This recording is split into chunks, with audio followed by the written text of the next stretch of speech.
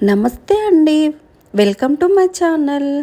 ఈరోజు మిగిలిపోయిన వడతో దହି వడ ఎలా చేయాలో నేర్చుకుందామా. ముందుగా స్టవ్ మీద నీళ్లు పెట్టుకొని వేడి చేసుకోవాలి.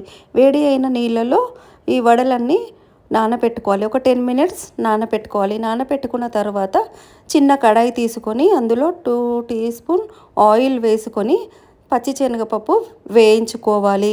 వేగిన తర్వాత ఒక గిన్నెలోకి తీసుకోవాలి. తర్వాత మినపప్పు వేయించుకోవాలి.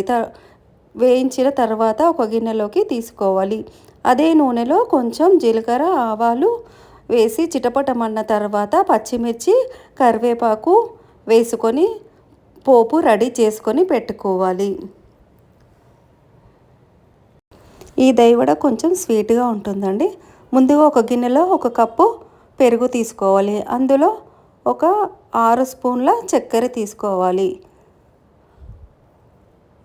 కొంచెం ఉప్పు తీసుకోవాలి. తీసుకొని బాగా కలపాలి. కలిపిన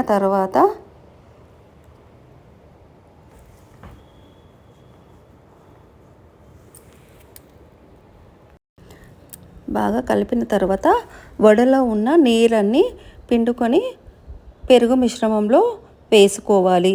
అన్నీ వేసుకున్న తర్వాత బాగా కలిపి ఒక 10 మినిట్స్ పక్కన కానీ ఫ్రిడ్జ్లో కానీ పెట్టుకోవాలి.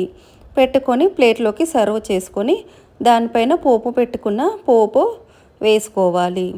అంతే అండి, చల్లగా ఎంతో టేస్టీగా ఉండే స్వీట్ దହି వడ రెడీ.